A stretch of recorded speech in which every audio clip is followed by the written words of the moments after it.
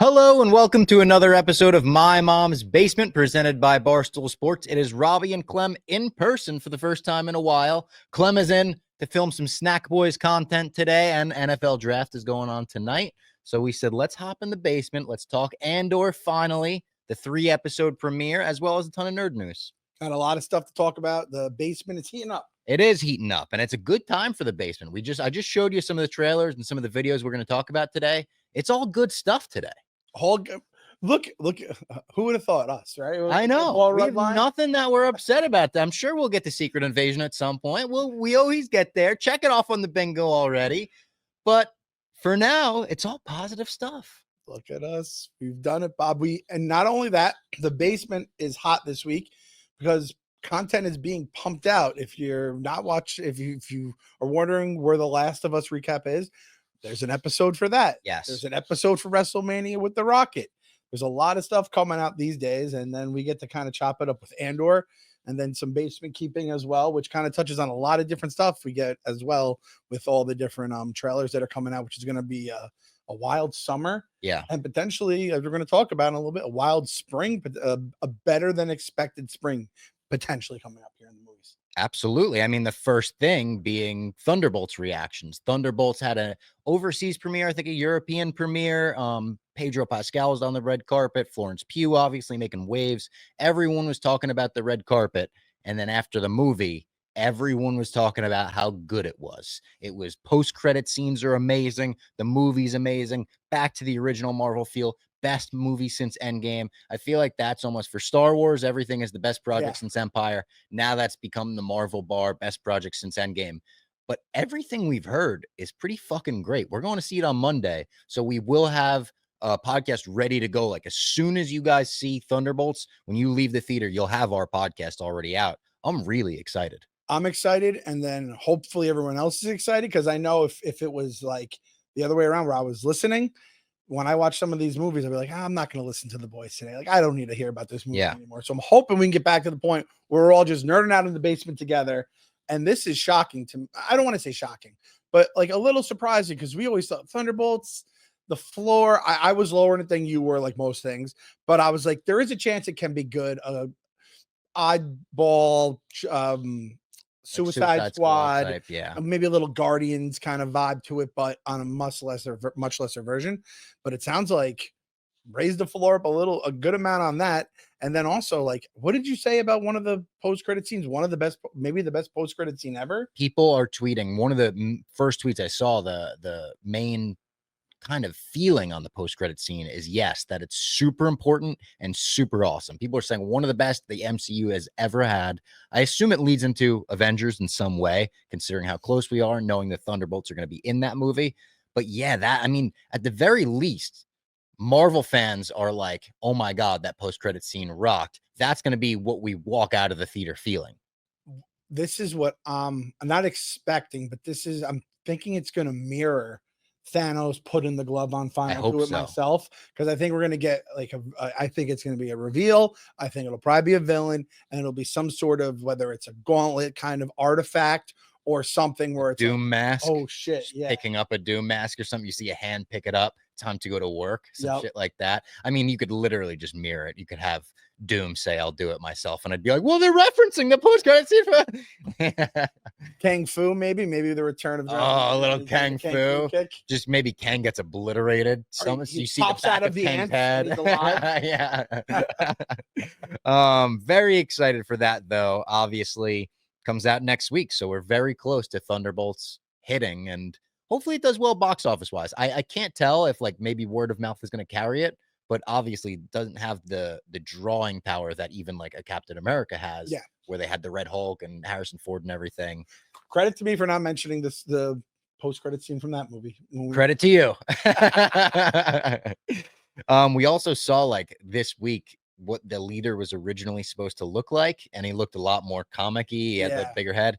I think I like the original version better, which is unfortunate. I didn't hate the one they put in Brave New World, but the original concept art and what it looked like more comic-y, I did think. I think it could have worked. It's such the character in general, and then how it's going to translate on the screen is kind of tricky. So that is, the leader was by far not the only rough point of the movie. There was plenty of other things he could nitpick, so I could live with it. Also, real quick, basement keeping. I kind of skipped over that because we went right into Thunderbolts. But May 4th stream is just over a week away. It's a week from Sunday. It'll be 11 a.m. on Sunday to 11 a.m. on Monday. I have a ton of stuff planned, a ton of guests planned. It's going to be a fun time. Hopefully people tune in. I don't know if they are going to tune in. I almost think the prospect of me doing a 24-hour Star Wars stream that gets 12 concurrence is as funny as, having a successful stream. It's like the shirt you sold exactly one. Yep. Return of the JJ. What a different world Barstool was Yeah. back then. Yeah. Shirts like that. And then I've still been doing Tuesday streams, Marvel Rivals. This Tuesday will be the last one of season 1. I know we're in Marvel Rivals season 2 already with Emma Frost and everything, but My Mom's Basement season 1 will conclude on this Tuesday. So Tuesday at 4 p.m. Tune in, check that out. And before we get into the rest of the news, let's also remind everyone about Game Time. We absolutely love Game Time here in the basement. They don't make it easy to buy concert tickets these days. You got to sign up for the pre-sale. You get in the queue. By the time you make it through, the best seats are gone. All of that is 100% true. Lucky for me, I always use Game Time, the official ticketing partner of Barstool Sports. Game Time makes getting tickets faster and easier. Prices on the app actually go down the closer it gets to showtime. And I went to WrestleMania, courtesy of Game Time, this weekend. I said, I want to sit near my brother and my nephew at WrestleMania. Looked on Game Time. There was a seat right behind him. So I was sitting right behind him. It was amazing. And they made it very easy. Family time, that's special. They brought families together at WrestleMania.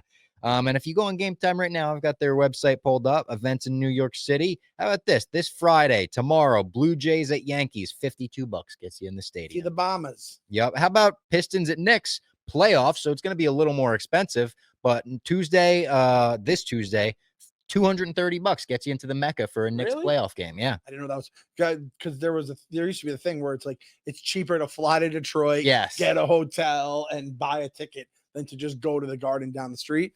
That's Game Time bringing fans to where they belong. Trying to do away with that kind of stuff. They take the guesswork out of buying tickets. Download the Game Time app, create an account, and use code MMB, My Mom's Basement, for $20 off your first purchase. Terms apply. Again, create an account and redeem code MMB. What time is it? Game time.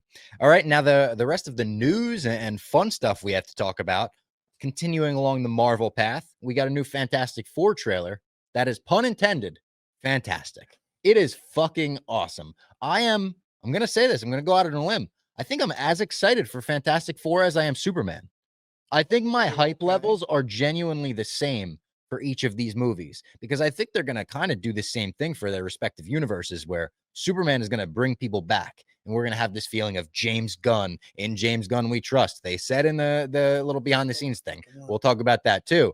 But for Fantastic Four, yes, Thunderbolts is hopefully going to get people back on board a little bit, but I think Fantastic Four is going to be the movie where people go, oh, we're fully back and we're fully ready for Avengers. Yeah. And this was the official trailer. Yeah. And I'm like, well, what the fuck was the one you people watching like a 2-hour Q&A? The teaser trailer, like, the official teaser one. How is that not the official trailer? What the But I blogged, I said that joke, like this officially got me excited for the movie because now we got more of a direction of where it's going. Yes. We got a vibe of the world that they're living in, the characters themselves.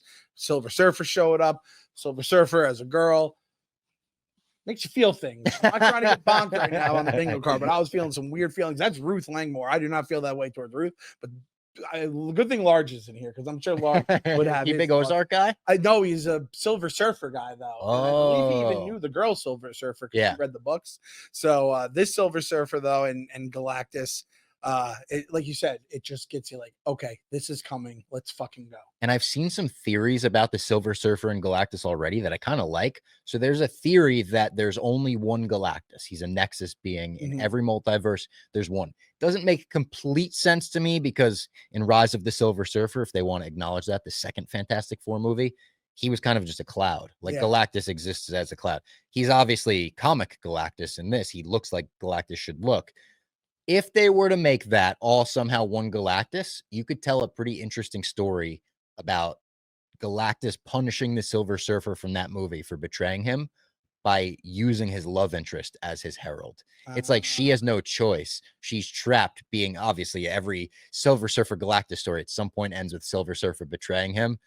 I think that would be a cool way to tell that story and then bring the Silver Surfer we know in as an anti-hero at some point. Are you saying Dave Portnoy is Galactus and Rico is the Silver Surfer? And even when you could make a case, there are some similarities between the two, right? Yeah. I would love to see Rico as the Silver Surfer, just going after Meek or something on a surfboard. I could see Silver Surfer also giving Galactus the immunity. Yeah. Right? Oh, totally. And it's like, Silver Surfer, you're better than that. But then Silver Surfer bets against his team and tries to make money off Galactus. Yeah. Galactus is like, you're trying to extort me, Silver Surfer. Very complicated relationship, both here at Barstool and in the fucking cosmos or whatever. Yeah. That whole thing is kind of, I think, where the movie rides for me is they could just dumb it down or make it make sense. For me, I'll be happy. And again, they're trying to do this for kids, people who don't really know much about Marvel. They're going to probably explain the same thing 10 different times in all these different upcoming movies that deal with cosmos and whatever they're going to do in the coming battle worlds and stuff like that. So I'm interested to see how it goes, but I felt good. This was my take. I don't think I'm alone in this. I think there's a chance they lose here too. Yes. I think at the very least, they lose their universe or get separated from their universe, which seems to be its own corner right now. They're saying there's no other heroes right now in this retro futuristic universe. You have to separate them from that before Doomsday to get them to the MCU, obviously. I'm wondering, when Secret Wars is said and done, are we in one streamlined timeline, or will the Fantastic Four be like, all right, we're going back to the 60s, and that'll kind of be their corner, where the Guardians had this interesting realm of the MCU where it felt completely different. It looked completely different. Can the Fantastic Four keep that? I think they can, even if they don't go back to their universe, but I'll be interested to see what happens there. Okay. How do I say? All right, I'm not going to mention the show. I do think there is potential when it's all said and done for them to be a lot of Skrull stuff, right? Yeah, you could get into Skrull stuff. But are the Skrulls like radioactive right now? You have to get into Skrull stuff, right? In the next two Avengers movies, Jose would like smack somebody. We got to close the door on it at the very least. We should close the door, but then like open a new door. I don't know how. Are you saying we have to like wrap it up and like put a bow on it, basically? Yeah, because we just gonna have like the lines like Daredevil, where every criminal is gonna be like, I don't know, maybe he's a Skrull. Like forever, they're gonna be like, who knows? We all might be Skrulls. Like, we need to. I mean, even just Don Cheadle himself, Rhodey. Like, let's figure out what was going on there. Was he a Skrull since Civil War? I can't believe we're going into that. I don't want you. Let's get off it. Let's get off it. But I do think the Fantastic Four, I hope we're streamlined and everything's together. Yeah. And the Skrulls are a part of it. And in the next 2 years, we are able to. I mean, that's one of those. That's the one where the plane was upside down. Yeah. That's what I think we can do. Listen, plane's already upside down. It's already on the runway. Sparks are going off. But just like get everyone off alive, and we can progress from there. Yeah. So that's what I'm hoping. Whether it's between the Fantastic Four or the 2 years with the two Avengers as the tentpoles, get us there. I love the whole look of it too. It was the first time we saw Mr. Fantastic stretch. Yep. We saw a few different shots of the Thing that were all cool. Him carrying that boat in the water. Him in I called it the Avengers disguise, where he just has a baseball hat on. I love that. Was so funny. So good. And he did the old Juggernaut bitch. He was knocking down all those columns or whatever. Yeah. I'm so excited for this movie. I can't wait. And then confirmed pregnancy. We got the they're not trying to hide that anymore. Nathaniel Richards is who we're thinking and he's like the key to it all, which I don't know what the fuck that means. Yeah. You talk Nathaniel Richards and fucking we gotta get Jose in to explain that one. Like, you get him and Cable together, and my brain melts trying to figure out how time and all that works. Imagine Josh Brolin shows up at the end of this one. Just here to break Clem's brain. Put him as fucking Nathaniel Richards too. So you have him as Cable, Nathaniel Richards, and Thanos. All three guys. I like that. And then Superman, the behind the scenes look I mentioned, that also dropped this weekend. Quick 2-minute video for Superman Day. Happy Superman Day to everyone out there. Happy belated Superman Day. And Rachel Brosnahan says, "In James Gunn we trust." You couldn't believe it. You shouted as you said it. You were like, "She stole our line." Yep, that was a fucking Goodwill Hunting. Yeah. Fucking took my line. In James Gunn we trust, and I think we can do it. It's our fucking line. Uh-huh. That's our. Do we have a sign for that? I think we have. Yeah. He's got a sign. Yeah. He has a sign. So yeah, she just read the sign. I don't know. I didn't like that, but I do like that. That's the thought going into Yes. it. Right now, I think everyone on that set is going to say only the nicest things for a video for DC. But you can kind of see there's a belief in that. It feels genuine. I know I'm silly. They're the best actors in the world. They could convince me anything, but it really seems genuine. Seeing all the sets that they built, seeing that they went out to Norway or the Arctic, wherever the fuck they were, to film that stuff, and they weren't on a volume or a blue screen. I'm not opposed to that, but I like the physical stuff that much more. So I'm so stoked for this. And I think we're going to need to do, maybe for Fantastic Four and Superman, but definitely for Superman, like an office outing, because Tommy Smokes wants to be in, Clemmer wants to be in. We've got a squad that is really in on Superman. Uncle Tony came up in our snack boys. Tommy, and Uncle Tony is not going to this movie, as we know very well. A basement legend already, an instant legend in the basement, Uncle Tony. Oh man, I mean, I hope that we get to the point where the next Superman people are showing up with the outfit on, because it's such an iconic look. The S, all that kind bright again, bright colors, logos back on the cape. Now, what if it gives us like a 6.6 of a movie? Oh, it'll be like the WrestleMania main event, probably, where we'll be like, listen, what James Gunn has done is great, but that really put a sour taste in our mouth. It's hard to walk away from that feeling good. Because it's like, hey guys, remember the Penguin? And hey, Peacemaker's come out. Yeah. It was really good. And there are some other things, but as it's getting closer, I am coming to the Peacemaker's also right after this. Peacemaker's a month after this. Yeah. Are they trying to get ahead of it and being like, I don't want to put that thought out. I've got faith. I've got faith in James Gunn. Right here. That's always the problem. He becomes a noose. He was tweeting. James Gunn is tweeting all support for John Cena. He tweeted, like, there was a Cody Rhodes clip where he was like, I don't need what Hollywood has. And James Gunn was like, well, now it's personal. I appreciated that. And then I just showed you the trailer for The Mandalorian and Grogu that was shown at Star Wars Celebration Japan this weekend. It's very hard to find online. I tried to find it. Thank God I had it saved on my phone to show Clem, because it's been taken down everywhere. I found a link that I had to decode, put in a decoder I never heard of, to get a Google Drive link, and they took the Google Drive down. So the mouse is out. The mouse is out. At people. But why are they trying to take this video down, Clem? Because it's so fucking awesome. It's ready. Show the people. It'll only generate hype. I was so happy watching that. Yeah. And I actually got we're allowed to describe it. We could, I think we could describe it. Yeah. Like, it's Mando going, we hear the woo, and you get the Darth Vader flashbacks from Rogue One, you know, and he's in like a hallway, but it ends up being an AT-AT, and he's just ripping shit up. It's like a one shot, him killing people, blaster, flamethrower, knives. Flamethrower completely like kind of works, like it lights the guy on fire, but it really doesn't do anything. Still has to shoot the guy to kill him. Like it was I'm starting to think that's a running joke that they're at as well. But the amount of like Baby Yoda just fucking using the Force, getting he's evolving a little bit. I thought swimming. Yeah. So would you say, I mean, I know it's technically the Celebration trailer. This feels like the official trailer. It feels like they'll probably put the teaser trailer on it. That's a lot for a teaser. But it was, it was 2.5 minutes. Sigourney Weaver. Yes. We get the first look at Buff Hutt, the Hutt that Jeremy Allen White's going to play. He's like a gladiator. He's got fucking jacked arms and he's cheering. You're not entertained. I'll be interested to see who he's fighting. Are we going to see like him fight a Rancor, him fight like a character or a species we know from Star Wars, something like that, or even the episode 2 creatures from the Gladiator Coliseum there. I don't want to see the fucking Gamorrean guards. I'm done with them.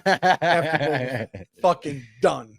Looks really fucking good though. I don't know why they didn't put this out like publicly when they dropped it for Celebration, because Celebration did get a lot of buzz and people were talking about it during the weekend. It was tricky for me to be in Las Vegas, different time zone, trying to follow WrestleMania, also trying to follow Star Wars Celebration. I would like get home for the day and be like, all right, I'm about done for the day, and then Star Wars Celebration would be starting. That's fucked. Yeah. Your time zones, you're all the way in Vegas, but then it's even more over. My favorite thing of the Celebration trailer was all the nerdy laughs because it's like they have Yeah. so much love in their heart for the franchise. Like they laugh About at everything. that A wheel goes rolls out. past Grogu and it gets a raucous laugh. People go nuts. They're the best. And listen, I mean, we went to Celebration. Being around those people is it's like such a unique experience. Which LA 27 is it 27, and I texted Jeff Lowe right away. It's not even, they usually do Anaheim. It's right in Jeff Lowe's backyard. It's LA. And we got, Big Papa himself, the boss man. He said it might have to be Disneyland, Yes. Disney Boys trip. Imagine getting Dave to Star Wars Celebration. Now, when does the Coco thing come out? Because that's when he wants to get out there. So They start we construction in have time. We 2026. might all link up together. Yeah. Because he wants to dress up. He wants to go all Yeah. out. He wanted to do that for the Disney Boys video. Once Jeff said, listen, you're not going to get it. They don't fuck around like that in Disney. You can't cosplay. That is encouraged. We could do it at Star Wars Celebration and make its own video there. I will say Celebration takes place after my wedding, which Dave keeps saying he's in for the bachelor party. So we might be concluding the trilogy of the Disney Boys. That's the Return of the Jedi. Yeah. Hopefully we make it The out. next one we do will have to be the Disney Boys Strike Back. It will have to be. And then the big news to come out of Celebration. We got a couple things to be excited about. A mall animated series that's going to be cool. I got to go down and find all the artwork they had because I love when they blend Japanese artwork Yes. with Star Wars. So It's cool. a match made in Samurai shit. They making lightsabers look like swords. They had in Fortnite, they had a Samurai Vader and a Samurai Stormtrooper. Oh shit. AJ hounded me to get him the Stormtrooper every single time he turned on, which is twice a day at the very Yeah. least. And when it's on, it's 5 to every time hey dad, he goes to the store. Look at this, Stormtroopers out there. But I mean, this might be breaking to you. I'm sure Fortnite people definitely know. New Battle Pass comes out May 2nd, and I'm pretty sure it's going to be Star Wars because it says there's a Star Wars event starting yeah. on 2nd, May 4th. That would make sense. And they've been May starting. 4th weekend. Yeah. Chewbacca found his way into the store again, so I'm thinking we're going to be getting a little more Star Wars. Dude, even this was a Hot Toys they put out exclusive for the Star Wars Celebration. It's a Stormtrooper with just cherry blossoms printed on it. And something as simple as that is so badass. I love all the merch. I think it was the best theme they've ever had for Star Wars Celebration. As far as the artwork goes, it looked as cool as I've ever seen anything look. Yeah, I mean, LA could have some cool stuff. You do like a vintage Cali Hollywood kind of look. That with could it, be right? cool. And I think that's a big anniversary too. 2027 will be 50 years of A New Hope. So that's got to be a big celebration. A big celebration. Ryan Gosling confirmed. Look at it. We finally got to confirm Yes. Star Wars. I mean, they're not in production yet. So yeah, there is still plenty of tunnel. but listen, they're flying the Goss God, as they call him on Lights Camera Barstool, out to Japan. This has to be happening. It has to be for real. It has to be legit. Now, I don't know how I feel about the title, because just saying this sentence out loud, Ryan Gosling will star in Star Wars Starfighter. We're hammering that Star word a lot, but it's from Sean Levy, who made Deadpool and Wolverine and Free Guy and the Night of the Museum movies. A guy we really sung his praises of leading into and coming out of Deadpool and Wolverine. Yep. The internet already has done revisionist history on that movie and Sean Levy's whole Deadpool? career. Yeah, Yeah, it's already, it's schlock and Sean Levy can't make a good movie to save his life. It's all spectacle shit. It's all stuff to get fans to cheer. Guess what? I've got my faith in Sean Levy too. I like all this guy's movies. I don't want to say 100%. I haven't seen 100% of his movies. I like the vast majority of the movies I've seen from him. I also trust the hell out of Ryan Gosling's judgment. Ryan Gosling hasn't been in a bad movie in a long time. So I think if he's signing up, we heard Mikey Madison turn this down. Doesn't worry me too much. Mikey Madison, I think, could be going in a different path for her career. Did she turn it down before the award or after the award? After. So this is post-Oscar. You just won an Oscar. You probably don't want to take a chance. Pre-award, I'm like, oh no, that's post-award. I understand. And I also, it's like, Star Wars is also so unreliable right now that I could imagine there's some trepidation for the Best Actress winner to choose her next project. Definitely. Now, are we saying Levy or Levy? I don't know. I've been saying Levy, Sean Levy. Regardless, Sean Levy. We're not putting a sign up for him in the basement. Not yet. But you know what he does? Because all the fucking haters out there, and listen, there might be people who are watching and listening hate, and they may have a valid reason. I don't know. I'm gonna ride with this guy because I enjoyed fucking Deadpool in the moment, and I watched it a couple more times. And yeah, it does kind of like every fucking Deadpool movie, Every it comedy loses movie, appeal. even. Yeah. It loses appeal. But then, like, if you don't watch it for years, you watch it, you're like, man, I just had a good ass time. I had a good ass time in that movie, and I'm not apologizing for it. And the MCU feels like it brought the MCU back a decent amount, and hopefully, Fantastic Four can nail it. This is what I'm doing for Sean. I'm not going to say his last name because I don't know his name. Yeah, Sean. I'm giving him, he's going to have his own little mug in the basement. Oh, I like and it's engraved. Yeah. Oh, and nice. It's his mug. And whenever he comes, we fill it up, drinks whatever he wants to drink in it.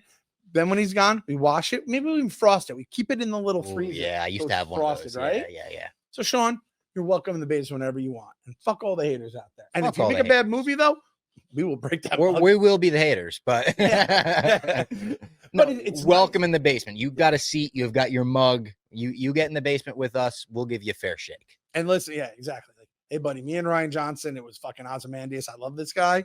That relationship ended in 2.5 hours. And we started our relationship there. you Well, guys no, had- I guess I was a Ryan Johnson guy before that because I love you Looper. you took out you drew the swords for him at that point. I did. Yeah.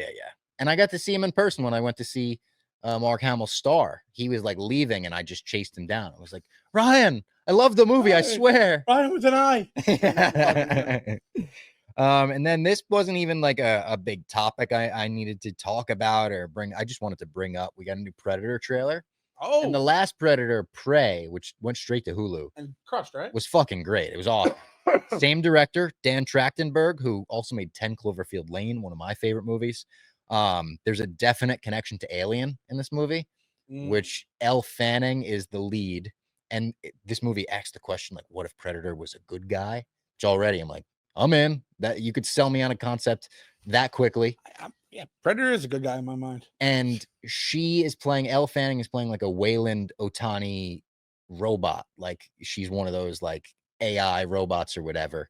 In the trailer, there's a skull of what looks like an alien from Independence Day as well.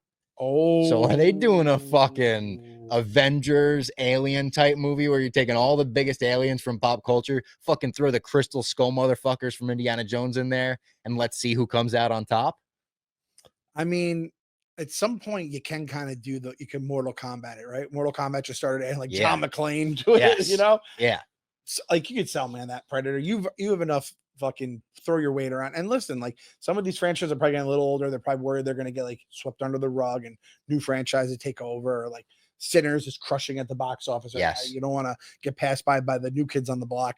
So yeah, like if Predator, that would be kind of fun if Predator kind of became like the world where it's Smash Brothers. I would love that, like Ready Player One, where it's just everything is Yeah. there. We're watching everyone fight.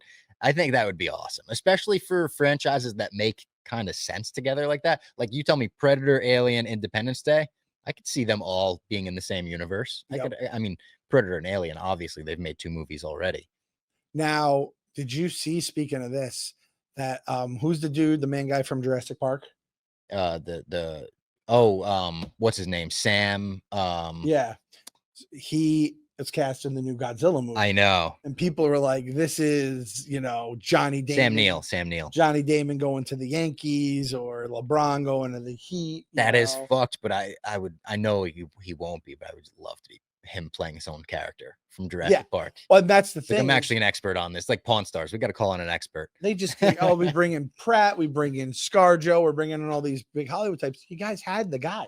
Yeah. And you know what? He's not, like, again, we don't know his name. He's not fucking like right off the top of our head A-lister, but that was the guy. Yeah. And, Goldblum was kind of the guy as well, but he's his own quirky little thing. You had the guy that you could have, you're not going to build the franchise on him because that would have just been too much, but to let him go to Godzilla. I know. And then what if Godzilla goes to Predator and then he's part of this fucking Predator Mortal Kombat thing? Yeah, I mean, maybe Godzilla is the reason they're doing this. When they did Godzilla and Kong, Yeah. people loved it, went crazy. They've made 2 movies now that were super successful. And Alien vs Predator works, right? So Yeah. it's like it all kind of adds up. So okay. So I didn't even know about And this. the last going- Alien movie rocked too. It was so That's good. right. The Alien movie Yeah. was a big hit as well. We're in a good spot for like sci-fi monster movies all of a sudden. I think at some point, like, they had to start making good stuff, or else it was Yeah. just going to be dead. Yeah, well, it's Other than almost Jurassic like, Park, which it's is- the soft reboot era. Yeah. Like James Cameron's tried to make Terminator, Dark Fate, and Resurrection, and this, that, and they've made like 10 Terminator movies that have flopped.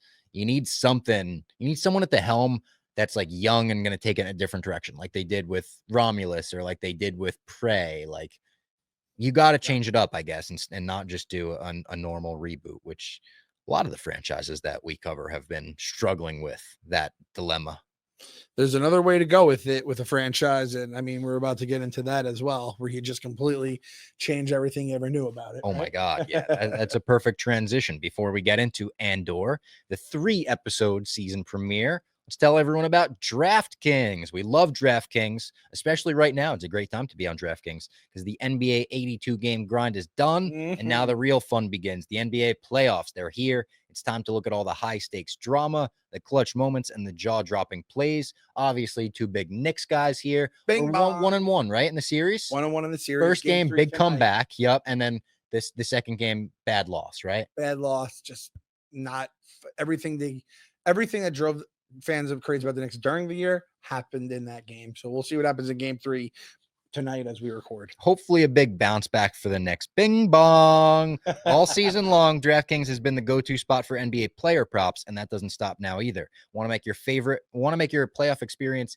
even more intense? Try betting on your favorite player's performance. Who's AJ Clem's guy? Campaign. That's right. Yeah. He went crazy. Yeah. And he's like, yeah, of course he did. He's campaign. He's number 1 and he dances a lot. So of course he's good. Maybe you want to drop a bet on campaign like AJ Clem. Here's something special for first timers. New DraftKings customers bet $5 to get 200 in bonus bets instantly. Make it a playoff run to remember with DraftKings. Download the DraftKings Sportsbook app and use the code BASEMENT. That's code BASEMENT for new customers to get 200 in bonus bets when you bet just $5 only on DraftKings. The crown is yours. All right, Andor. We got episodes 1, 2, and 3 of season 2. And before we even get into that, I want to talk about the release schedule. Okay. I think both of us were in the same spot where we didn't really know how to feel about how they were doing this. Is this going to be too much for us to watch in one sitting? Is this going to be too much for the general public to watch in one sitting? Are people going to keep up with this like they have, a 1-episode weekly show? 1 week in, 1 premiere in, I think they did the right thing, actually. Not only narratively, but watching 3 episodes in one sitting on Tuesday, I said to you, felt like I had a new Star Wars movie to watch. Like sitting down 9 p.m. knowing 3 episodes were about to drop. I was about to get to over 2 hours worth of Star Wars content. I was fired up. I was like, I think this is the right move. Yeah, I put a big green check mark next to week 1. Yeah, they did it. It worked. It worked for me, and I think also for us recapping. So then I guess in terms of like people watching and just like collecting all the data in their brains and just processing it, I think at some point with these weekly shows, it's like you do lose a lot of stuff going week to week, especially when you're meeting new characters or characters are dying, which we know is very disposable based on where this all is going to end up. So I was very happy with this first one. And again, it's one of those things where you see the 55-minute runtime, like, oh my God, there's like 10 minutes worth of credits in there though, too. And we have all the recaps. So it's really not as crazy. And I think with the time jumps they're going to probably do and just so much story they have to cover, I think it would have been tough to do week to week to keep the stickiness in your brain.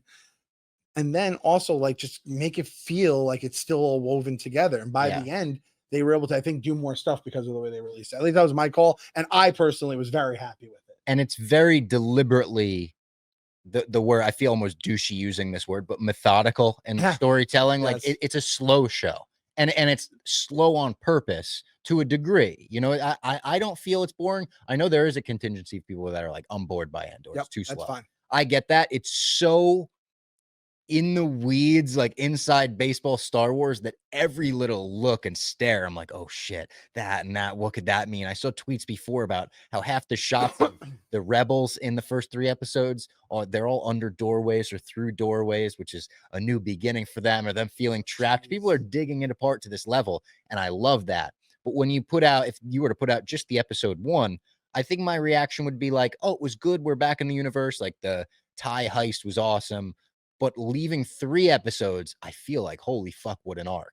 I feel like, oh my God, like you got the complete story and you pushed forward, even though not like when you look at the Mon Mothma stuff that happened in all 3 episodes, if you laid it all out, there wasn't like a ton of movement, not a ton happened there.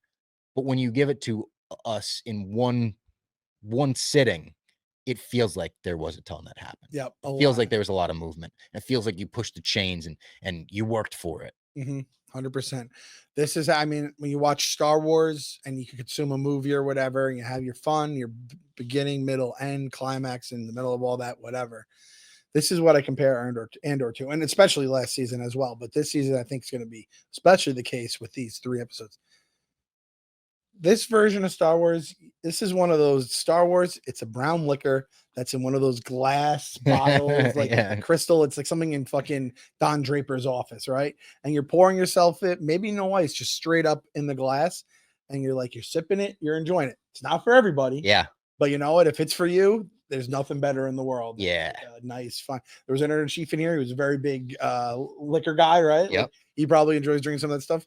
I was not. Oh, it's not always such for a me. good comparison, Clem. Right? Yeah, you nailed that. This is like the old fashions of Yes. Star Wars, where it's like it's an acquired taste, but the real ones know. And if it's not for you, that's fine. If you want to drink the Capri Suns or you want to drink, I'm not going to be like, I'm not sure. And that's me. I'm not an old fashioned guy typically, Yeah. but when it comes to Star Wars, that's when I can have it. And it's nice to have something like this for Star Wars fans, where we've mentioned in the past, oh, this feels a little more mature for Star Wars. This feels a little more mature for Star Wars. This is the only Star Wars, as far as I can tell, that is not only explicitly for adults, but feels explicitly not for kids. You know, where it's everything else at least has this for kids or that for kids. I'm not sure there's anything for kids in this Star Wars. Yeah, I mean, so the kids saw that this came out and they said, oh, this is a new Star Wars, and I was like, yeah. And they're not like gonna watch every Star Wars anyway, and they didn't even ask, and I'm like, good, because you ain't watching this. This is gonna have nothing for you. You're gonna be out of the room in 3 minutes max. Like, we're getting into the politics and what it takes to fundraise a rebellion and that stuff, and everything between Luthen and Mon Mothma and her marrying her daughter off and all of that, I would imagine isn't very interesting to a kid. Yeah. Maybe the like opening of episode 1, I was gonna say they might watch that through the first like 20 minutes and fall off. That was such a badass way to open the season. I even love when it's just like, I think the first shot is like the TIE interceptor, where you're like, all right, what's going on here? They put out the clip, so we kind of knew what. And the clip, I was like, why did they spoil for us? Well, don't worry, dude. It's coming right away. Yeah, right away. And the sequence was so much longer. I didn't realize how long that sequence was going to last, where the conversation he has with that girl, where she can't even make eye contact with him. And he's like, you're risking everything. Like, you could ask questions. That was awesome. Just also made me be like, Diego Luna's so fucking cool in that jumpsuit. Everything about him looks so cool. And then when he takes off or tries to take off, I thought it was so refreshing and unique for him to be so bad at it. Like, it looked like someone trying to fly a TIE interceptor in a video game that doesn't know the controls at all, where he's skidding off the wall, he's hitting, you know, the wrong buttons that are blowing things up, and the way the stormtroopers come out and they're just like, what the fuck is going on? Start shooting at him. It was kind of like, I defend Rey a lot from the Mary Sue allegations when people are like, she just flew the Millennium Falcon right away. I'm like, well, she fucking didn't. She was banging it off a few things on liftoff. But I think this is what those people wanted that scene to be, where it's like, you have no idea what you're doing. And even the chase afterwards was cool. The storyline that would continue with Cassian going forward, where he's drifted off in space and then he winds up on this planet that we don't know what the planet is for a long time, and then it's revealed to be Yavin 4. Awesome reveal. When they pan up and you see, I was like, was that fucking Yavin 4 the whole time? I couldn't believe it. Such a good Andor fan service thing too, where it's not cheap. It felt earned.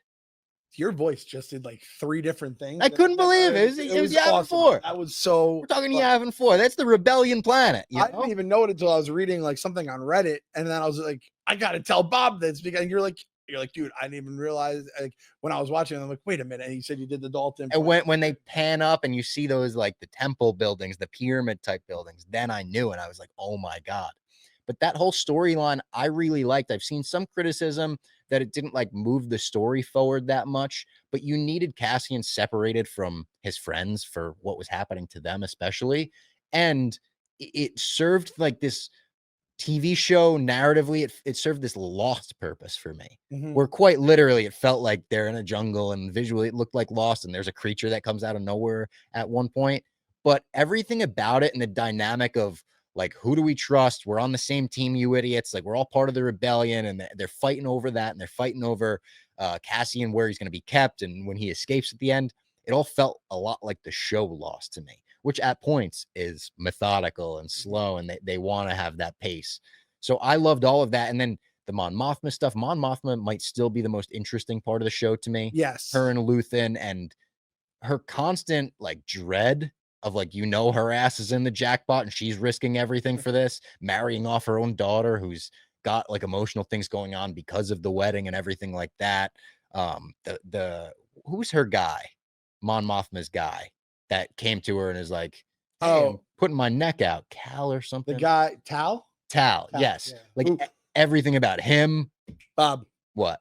When Tal leaves the wedding and he's like, where's my usual driver? Second week in a row we mentioned it, but they've done the same thing in 2 different shows. True. Like, I'm not even trying. No, I'm telling you, it ain't any good for Tal. No, it definitely is. Console the Tal? Should we console him? Yeah, he's as dead as he could be. He's dead. Who's gonna kill him? It's gonna be a car accident or something, I think. Oh, they frame it like an accident. Yeah, you're probably right about that. And then when you get the is it Bix and Brasso? Bix. Right? Brasso is this? Brasso, the friend? RIP in peace, my dog. Their storyline. Holy fuck. Like it first reminded me of Inglourious Bastards a little bit. That opening scene where they show up and they're starting to ask questions, and when the Imperial officer starts asking about the husband, and have you ever come into town? I'd love to bring you into town. She's like, I don't know if my husband would approve of that. Starts asking questions about the husband. And then like skipping forward to episode 3, we get that scene on a whole different level where he shows up and is asking, oh, the husband's not here. And he starts forcing himself on Bix. I said on KFC radio, sitting there in my X-Wing helmet with fucking Grogu in my lap, like, oh my God, are they going where I think they're going? And she says he tried to rape me. Drops the R word in Star Wars. And there's been some people that have taken major issue with this and says this stuff has no place in Star Wars. It doesn't belong in Star Wars. I don't want it in my Star Wars. I would agree with that in like the Skywalker saga. When Andor has already established itself as the mature Star Wars show for adults, we're talking about the Empire. I was okay with it. I actually liked the scene in that I thought it was emotional. I thought it was terrifying, actually. Yes. Like I felt as scared as I've ever felt watching Star Wars, watching that scene, and even the dread of like, all right, he's not going to R-word me. We got him out of the fray, but now the rest of them are coming for us. And it's like panic and everything about that. I saw there was one tweet that went viral. Jeff D'Lo quote tweeted it. I don't know if you saw. I didn't see it. It's this guy Star Wars Theory, who is, I would say, one of the more toxic parts of the Star Wars fandom. But he's a popular figure. Okay. People like this guy. And he tweeted, I hate this, has no place in Star Wars. Vader would never tolerate such a thing. And Jeff is like, Darth Vader, or the same Darth Vader we're talking about? You're saying he would kill kids, murdering kids, planets, genocide. He's basically space Hitler in that, like, he's created as the worst guy you could ever imagine in the galaxy. And you're like, I don't think Vader would tolerate. I think Vader would tolerate anything. Like, you want to say the Emperor is Hitler, then he's Gobbles, or yes, like the monster that was his right hand man. I don't think there's anything we should be like, Vader's a good guy. He wouldn't do that. Let's see. I think he would do anything. Killed kids, killed children. Yeah. Planets. Killed his wife who was pregnant. Choked her pregnant. And granted, he doesn't actually go for the kill shot, but he killed her. Kills the young lady. Kills a planet, a full fucking planet. Yeah. And I don't want to get into the weeds of would Darth Vader do this or whatever. I would say no, character-wise, maybe not. He's probably fucking asexual after all that shit goes down.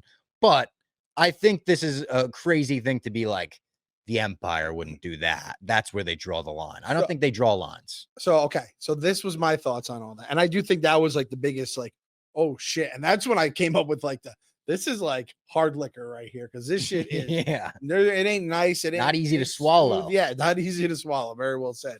Like when he's doing the thing where you have strong hands and massage, you could take that one way, and we kind of know where it's going, but it's never said. And then when she said that, I said, all right, we've gone to the other side. That changed. That was like 2 Star Wars, that we went to another part of Star Wars.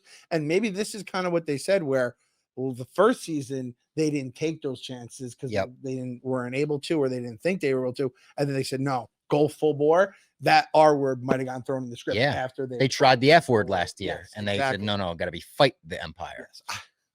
I would much rather hear in the F word than the R word, but both, it's real Yeah. life at this point. And I think what this show is doing, that part included, but also the stuff we're getting with, you know, the middle managers, as I call them, Yes. is you're learning, you're seeing like, all right, you destroy a planet, you kill some cute Ewoks, you are a horrible thing. When you're learning the planning of how you're going to just ruin a planet and destroy and genocide and destroy countless lives, and it's just being done for, you know, money or whatever The political mineral, or they were talking Yes. about that, the whatever. I don't know the name of it, but that planet, Gorman. Gorman, Yeah. that planet, it's known, the Gorman massacre or whatever it's Yep. called, is like a big part of the lore, and I think like the canon. A huge part, yes, of the actual like formation of the empire. That was a pivotal moment. And The when Franz Ferdinand. and the rebellion, where it's like, now Yes. we're standing up to these motherfuckers. Yes. Which again, and this was the other thing. These people are calculating how they're going to destroy this planet, how they're going to destroy these people. The empire clearly on the farm planet has their thing of how they're going to get rid of all Yep. these people. And meanwhile, the rebels that we see are fighting each other, and they can't even agree on like the first thing. So it does show just complete mismatch right now. Yeah. As we're 5 BBY before the Battle of Yavin. 4 BBY, I think, right? Yeah, And but 'cause 1 year later. every installment moves forward 1 year. So this was 1 year after Andor season 1. Next week will all be 1 year after this. Yes. And then so on and so forth. Yeah, I didn't even mention the middle managers as you mentioned them. Director Krennic is back, Ben Mendelsohn, who I fucking love every Crush. scene with him. The fact that he's got scenes on screen with Dedra right away was great too, because the actress that plays Dedra still has that cold persona and the look, like one of the most perfect castings, because you see her and you're like, Empire. Yeah. Same thing with her fucking boy toy, Cereal. We called him Cereal last year, right? Yeah. When I saw that's Um, right, Cereal, and then they said the name, I was like, oh shit. Same thing with him, where he's also got more confidence this year when he's bringing on that new trainee, and he's like, I discovered this. You probably thought it would be nothing, right? Well, it turned out to be this, this, and this. And he fucking brings his mom in for the dinner, and Dedra has to put her foot down with the mom. You know who he reminds me of? Is it Gabe in The Office? Yeah, Right? absolutely. He's kind of got the same eyes. Dead eyes. Kind of like butthole eyes. Kind of butthole eyes as well. Dead we call them like butthole Sarlacc eyes in Star Wars. and the whole mom scene I thought was awesome. Really, I forgot how much her voice sounds like a munchkin from the land of munchkins or something. You know what I'm saying? Like, it almost sounds like an Oompa Loompa or something. That's perfectly said. Perfectly. My son Cereal. Yeah, she's always talking a high pitch like that nasally. And when he's on the bed, yeah, from like the confrontation, and like it's perfect that they live in this little like this nice apartment, like some yuppies in fucking New York City, and they're just ruining countless lives just for their nice paycheck and their fucking fancy Coruscant apartment. I thought it was, again, it's giving breadth to the Empire. So I have a couple of fucking nerd words. You had the one earlier. What was your one earlier? Oh, what methodical, breadth. Yep. And then something that I thought was really well done, and the fact it was in the third episode, the final episode at the end, the juxtaposition. Oh yeah, between the wedding scene as everyone's dancing around, Mon Mothma's throwing shots back like a fucking college thinking girl. Nimos or something. Yeah, Niamos, something like that. And then these poor farmers are getting their lives ripped apart, and just the way that like the rich are kind of doing this to the poor, and with the Empire involved and all this kind of stuff, I was like, wow, this is fucking, it's potentially a television masterpiece. And even the like audio visual dichotomy. How about that? Dichotomy is a good one too, Bob. Of the loud music, like ending the episode, and then it's fucking R.I.P. my dog Brasso. A great guy, an absolutely great guy who used the brick of Marva last year to fight the Empire. Badass moment when he passes away, and it was shot almost reminded me of a Kuil when we saw he was dead, and it kind of just zoomed in on like his grave. It was the loud music, and then the cutout for the credits on episode 3. You like felt that, it was so well done. And even when Mon Mothma is raving and everyone's singing the techno song, which was weird. We don't usually get like techno in Star Wars, but it worked, I thought, for what that wedding was supposed to be. The look on her face, Genevieve O'Reilly was crushing it, because you could see like she's doomed. She just, everything, she has a million thoughts going on at once where she's like, oh fuck, is this gonna work? You see that look on her face pretty much every episode. is this all going to work? Is this for nothing? Is this for everything? I thought the wedding was so interesting and well done, and the fact that they dragged it out, and there's like the ceremonies, and people are asking, oh, as far as all the weddings you've been to on this planet, how does this compare? And it felt like there's a culture. Even the opening shot of, I think it's the opening shot of Mon Mothma where she's walking through, and there's all the like archways, and when she meets up with Luthen, it feels more lived in than a world like the Acolyte, or a world like even Obi-Wan, or like worlds that we are more familiar with. This feels more real. And that was something that was good about the world in the Skeleton Crew, right? Yes, that felt great. Like Yes. suburbs, right? And it was different too. Like the suburbs, like you said, it was different planets, pirate vibes, Indiana Jones vibes at times. This does the same thing where it takes different vibes, puts them in Star Wars, and it's like, oh yeah, that fits. All of that. You have a penis statue in your room. Yeah. Are now breaking. You could break it to the audience right now, Bob. Are you throwing a traditional chandelierian wedding for you and Lady Fox? No, it will not be traditional, but maybe I'll throw that fucking song into the mix. You could throw that song into Niamos, whatever. When they're just in that circle and he cuts the hair, and I was like, I know. Oh boy, this is and that was cool too. That like I could see that being Star Warsy, like the Padawan braid almost. And even like the hike, and then there's children at the top singing. It would be such like an old dated thing that it's like, oh, no one wants to do this, but we have to. It's tradition. Yeah. You know what scene I liked too? Completely off topic from the wedding, but it just came up because the forget her name, Luthen's like assistant in the shop. That's like, I gotta go back to the shop. Shit's going down now. The scene where she pulls out the draw and starts communicating back and forth with Andor, and Cassian's like, hey, did you know this wasn't the fucking ship that I knew how to fly? I have been upside down for 3 fucking days, and he's yelling at her, and it's chopping up. That was another scene where you feel like the urgency of the rebellion, where it's like, all right, we know Andor's not going to go fucking die in space like Tony Stark at the beginning of Endgame. We know he's not going to float off. Eventually he's going to find, like something, but you feel the panic that everyone has. Everyone's on edge. Everyone's mad at each other. And it's like kind of vital. You need that energy if you want the rebellion to be sparked in the first place. Yep. Because if you're caught, you're dead. If you get killed in the line of duty, you're dead. There's so many, it's death, or you might be able to make a little bit of a mark in this rebellion that isn't even really fully formed yet. And tell you what, they did a farming planet and they didn't go back to sand and moisture farming. It was a little more interstellar-y. It had some kind of cornfield looking things. I thought that was another like big bonus. You did a Yavin 4 forest planet, and it felt like a jungle that I hadn't been in before. We got to even see the creatures that they were scared of. Bob, I just loved planet hopping, and everyone was different. I would like to see maybe some more planets where maybe the North Pole and the South Pole are lava, and the rest of it's an ice planet. Like, I don't need the whole planet to just be one, and I'm sure there's plenty that aren't like that, but it feels like it's like, all right, this is the water planet, this is the jungle planet. We can mix it up a little, but it was just so nice. Sienna was it was SIE, and I love when they put that on. That's like such a Star Wars thing that I love, that I feel like you could carry over to every project, and I would never have an issue with you telling me where we are.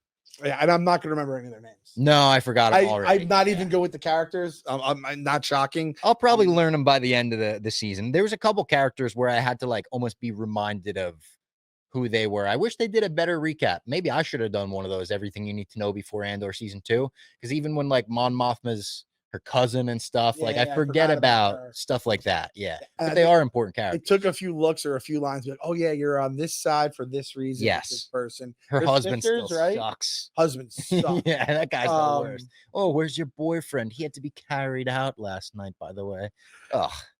Sucks. What's I don't know why he reminds me of the guy that plays MacGruber. He's like an older version of that guy. I like that. Will Forte. Yeah. He reminds me of like an older Jedi version looking Will Forte. He's got that stupid man bun. One thing I did not remember is just how much I love B2 Emo. Oh, so good. We didn't get enough of him in the first 3 episodes. Yeah. He is really, I mean, I don't know, because IG was good, and then the one from Rogue One is awesome as well. We might be living in the golden era of droids, and this is coming from the droid and fucking skeleton crew is one of the best parts of that show too. I didn't remember I thought you were gonna say how much you forgot you loved Bix, because wow. I'm Getting happily confirmed. engaged. I'm happily confirmed. engaged, but wow. We're bunking You know? Rob today. Yeah. Did you see her at the premiere? Bubba Bix. I did not see Bubba Bix. I'll send you some pictures. All later. right. Well, She's showing off. She should be in more things. Her name is Adriana Arjona, and she was also in True Detective. She was in Hitman. She was really good in that Glenn Powell movie, Hitman. She looks a lot like Isaac Gonzalez. I confused them for a couple of years. It's that's gonna be the death that sends me over the top. Oh, she's also in hit show Morbius or hit movie Morbius. Weird picture of her and James Gunn on the red carpet here from years ago. I wonder if they were a thing back then. Oh no, she was in the Bellator. That's young James Gunn. He has color in his hair. He does, yeah. He doesn't have the white out yet. Was there anything else on Andor that we didn't touch on? That seeing the Star Wars rock paper scissors.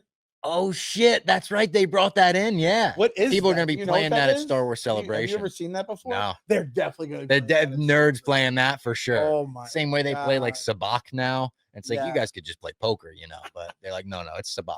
And Luthen just getting sassy with it. I love seeing we haven't even really talked about Luthen, but he's back and as good as ever. As good as that.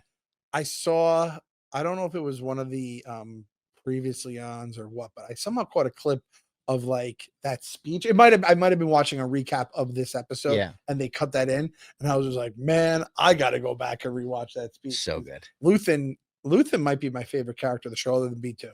And I gotta say that speech has changed me forever. In that I could be doing the most simple thing. I could be taking the garbage out. I'm like, the sacrifices I make. I share my dreams with ghosts. I plant a tree that I know I'll never live to see. A sunrise I'll never live to see, or whatever he says. Oh, I should learn that whole monologue. Just use it. Maybe that should be part of the May 4th stream. At one point during the May 4th stream. There you go. I'm promising now. I'm just gonna hit that monologue. Like that's like when it's the darkest moment of the stream. The sacrifice I make building a Lego set at 3 a.m. The chat starts getting a little snippy. You fire back with the loot, and they won't even see it coming, Bob. And honestly, I thought the premiere, the 3-episode arc, was great. I would be surprised if it wasn't my least favorite of this season, based on the structure of last season. The way last season was. Last season only got better, really, as it kept going on. I feel like we had 3 episodes where we were like, all right, that was good, got us back into the Rogue One type feeling universe. Then they did like the first heist, and it was like, holy fuck, the fireworks over the sky and the shooting stars. Then they do the prison arc. Then they do the ending. Like all of that was so good, and I think it's going to ramp up in this. More Krennic. We're getting K2SO in this, which is going to be awesome. Maybe some more cameos. They mentioned the Emperor a lot. We're getting Forrest, right? Forrest coming? We are getting Forrest back, and I think maybe another scene between him and Stellan. You got him and Stellan on screen together last year, and I think someone mentioned they're going to be together again this year. Getting the big V would be nice. I don't think it's going to happen, but it's not out of the picture, though. I thought the same thing. Not out of the realm. I don't think this is the show where they go for the fan servicey cameos. If we get anyone, though, I feel like it could be like a Palpatine hologram or something like that. Yeah, I was, because it would almost, but I do think there's a chance where it's like the thought of Vader, and more so, I don't think they might not even mention Vader, but the Emperor wants unlimited power. How about that? Yes. You know what was interesting was they almost like gave the Empire like purpose in this, where they were like, we want like unlimited energy and power and all of that. And it was kind of like, oh, all right. So that's why they like in the movies, the original trilogy, they're just kind of like evil for the sake of being, we want to take over the universe. It's like a very vague goal. But in this, it's like, all right, there's a planet. We need this from the planet. So here's how we're going to do a bunch of evil shit to take them over. It like added more context, made them seem smarter, really. Yes. The Empire. Exactly. And I like that fucking guy from Thrones too. The old guy with the slick back hair. Mm-hmm. Yep. He's a very good Empire factor in all of it. His stuff with Dedra. Yeah. All of that is really interesting. And even that stuff when they're in the meeting room and stuff, really unique look to all of it. Unique look to that planet and the rock kind of formations they had around them. And when they're with the meeting and then they're eating, that is straight up corporate lunch. I've been at meetings like that in the past. Now, granted, I'm not the middle manager. I'm like lower on the rung. Somehow get invited to one of those meetings. Those are the people, and those people don't know what they're doing. They don't know what they're talking about. That the scene where Dedra goes up to Krennic and essentially tells him like, this ain't gonna work because of this, this, and this. She You has need to to just find someone that you have to will- find soldiers there good people that will do the wrong thing or Yes, something. Yeah, That was a fucking good line. gnarly. I'm like, The writing is he's a great. problem. Tony Gilroy knows how to write fucking, I was going to say a Star Wars project, but I just watched Michael Clayton. He knows how to write. It's as simple as that. You could stop the sentence there. What does he have? He has the sauce, right? Is it? Oh, yeah. It is Tony Gilroy who has the sauce. He's got that Sunday sauce. He's got that Sunday fucking sauce. Italian gravy. I don't know if Tony Gilroy's Italian, but I'll give him that Italian Forget- gravy. He's an honorary. He's an honorary honorary Italian. paisan. When he comes in the basement, we go, Tony! Tony! Hey! I think that's all I had on the first 3 of Andor. Same here. I'm looking like it will be a looking forward to this. Now, Yeah. this is it. Old man update. I got like 1 episode, and then I'm like, I got to do 2 on Wednesday morning because I just can't. 9 to 12, and I'm also starting later because the Mets are going to probably be playing on Tuesday most of the time, so I got to watch that live. So I like it that I can also break it up a little bit. Yeah. You know, And I like that I could watch it in one sitting and feel like I watched a new Star Wars 1 a.m. movie. You're getting a Robbie Fox. Yeah. 12 a.m. And I waited too. Like I thought about, am I going to put out my thoughts after every episode? I said, fuck no, I'm watching 3 in a row. I'm making it like a movie. I turned the lights down. I made myself some snacks. I got some goldfish, some bunch of crunch. I was living it up. I like that. And this is the thing, man. We're getting a little Star Wars movie, and if you're not a fan, just don't watch. It's very easy not to watch. And I Yeah. do think with these 3 episodes, sometimes a franchise like Star Wars needs to be like, all right, this is the kind of Star Wars we're getting with this series. Yes. Because it's different than you're going to get with another series, especially. Yeah. If you didn't like these 3 episodes at all, you might not like the series. Yeah. You know, it might just be one of those things where it's not for you. It's different strokes for different folks. And maybe The Mandalorian and Grogu is more your vibe next summer. That's exactly it. And that one is a perfect, like, general Star That one Wars. feels like it's for everyone. That one, Yeah. it's not hard liquor. That is a nice soda. That's a fucking exactly. Yeah. Club soda. Well, no, club No, soda is not not good. club soda, Club Bob. soda is not What's good. your number 1 soda? Pepsi. So you like Pepsi? I'm dealing it out of the fountain, Yeah. and in like a glass with ice. You know, my friend, Maybe that chilled glass you pulled it out of the Yeah, fridge. Bob Fox. Sean, we're using your cup. my friend used to call that fancy Coke when he would be at Friendly's when they had it in like the glasses with Oh, yeah. ice in it, and it'd be like bubbling out. I the top. love that shit. Yeah. Oh, the best. So that's what you're gonna get with Mando and Grogu. Here, you're getting something a little more mature, but it's the basement approved. Basement approved. And I'll tell you what, I know Andor isn't going to be the most happy-go-lucky show, but after the episode of The Last of Us that we got, I was happy that this wasn't like the most Yeah. depressing trio of episodes. Yeah, there is a chance we're gonna get. It might go down a Double dark whammy, path. you're Yeah. gonna I am not. The basement's gonna get sad and emo. And that's not to say I wasn't sad about Brasso either. This episode is dedicated to Brasso. We really did like you, Brasso. R.I.P. my dog Brasso for sure. All right. Should that be the hashtag this week? RIP my dog Brasso. 100%. There we go.